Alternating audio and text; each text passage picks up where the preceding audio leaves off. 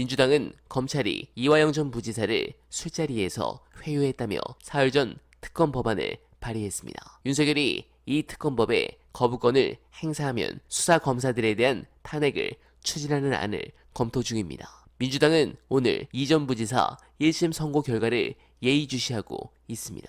민주당은 채널A와의 통화에서 이화영 수사검사 탄핵은 특검법 처리에 대한 대통령의 선택을 본 뒤 추진하기로 했다고 말했습니다. 그러면서 탄핵 대상은 실무검사부터 윗선 지검장까지 다 포함한다며 검사 탄핵 시리즈가 시작될 것이라고 했습니다. 검찰이 이재명 민주당 대표에게 불리한 증언을 끌어내기 위해 허위 진술을 강요한 만큼 모해이증 교사와 직권남용 혐의가 적용될 수 있기 때문에 해당 건은 파장이 커질 것 같습니다. 물론 일주일 전 헌법재판소가 검사 탄핵안을 기각시켰지만 검사 탄핵안 통과는 계속 이어갈 계획입니다. 네, 좋습니다. 바로 이런 겁니다. 이걸 지지층은 원한 것입니다. 관련해 구독, 좋아요와 함께 최저가 제품 시원하게 확인하신 뒤 중요한 영상 보시고 이어가 보겠습니다.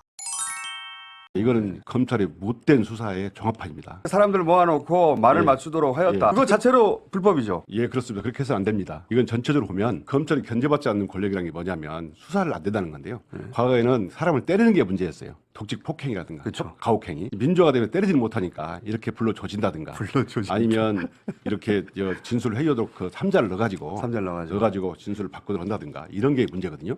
이런 경우 이게 문제가 되면 검찰이 계속 사람의 마음을 때리거나 생각을 때려서 진술을 바꾸도록 한 거거든요. 그런 거죠. 지금 이 사례는 보면 그러면 독직 폭행이 없으니까 강요죄에 해당합니다. 특검 대상 공수처 수사 대상도 아니기 때문에 검찰이 수사하지 않으면 특검밖에 수사할 수 없습니다.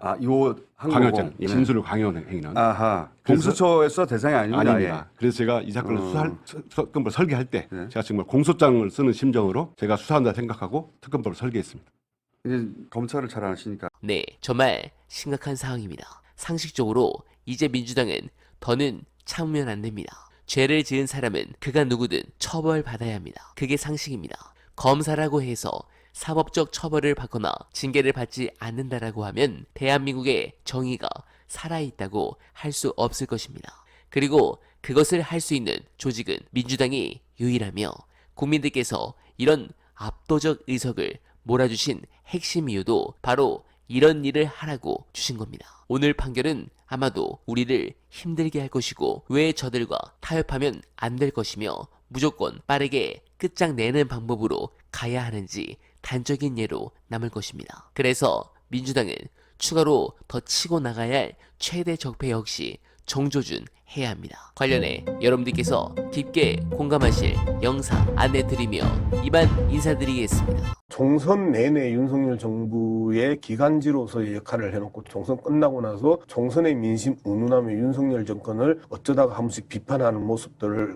보이고 저들이 살아가는 방식들이 대체로 그런 거죠. 함께 심판을 받은 거 아닌가요? 조선일보를 필두로 해서 보수 언론들이 이번 총선에서 함께 심판을 받았습니다. 그런데 심판의 대상들이 갑자기 심판의 주체로 바뀌면서 우리는 아니고 조선일보는 아니고 윤석열이 심판받은 거야. 국힘이 심판받은 거야. 이렇게 발을 빼버린단 말이에요. 저들은 항상 힘 셀 때 붙었다가 힘 빠지면 공격하면서 빠져나오는 치고 빠지기의 전형을 보여줬고 그걸 갖다가 하루 이틀 보여주는 것도 아니고 수십 년째 저런 모습들을 보여주고 있음에도 불구하고 또다시 우리 국민들이 또 속는구나 그런 생각을 하는 거예요.